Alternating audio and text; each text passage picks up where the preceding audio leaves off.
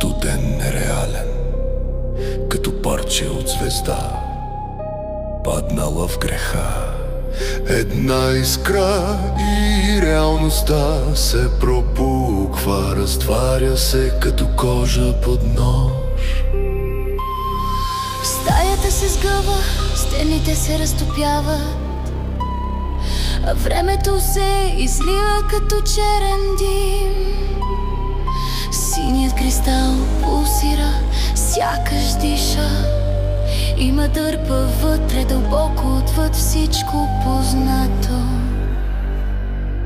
Синият кристал ме хвърля в друга вселена, където мрака ходи и шепне по земята. Падам през светове, които не трябва да съществуват, и всеки дъх там е като вик без звук. Синият кристал, портал от чисто безумие.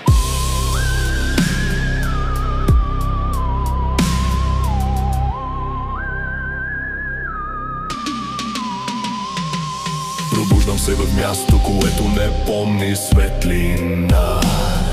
Небе от пепел, хоризонт от счупени сенки.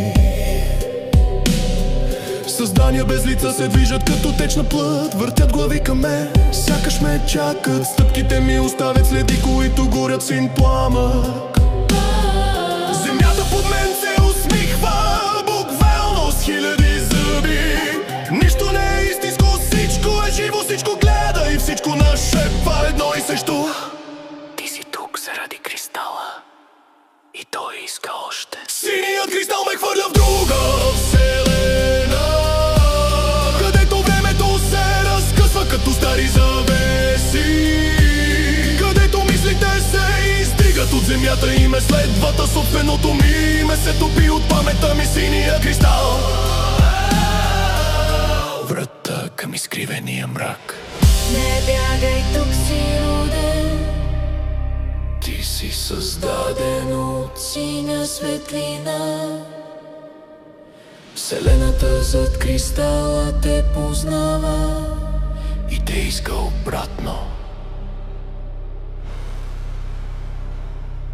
Протягам ръка, кристал отново блести пред мен. Тук, в място без време, без граници, без Бог. Знам, че щом го докосна, ще падна още по-надълбоко. В нова вселена, още по-чужда, още по-гнила. Но ръката ми трепери и аз го взимам. И когато синята светлина ме покълне, разбирам истината. Кристалът не е дрога, той е ключ, а заключение.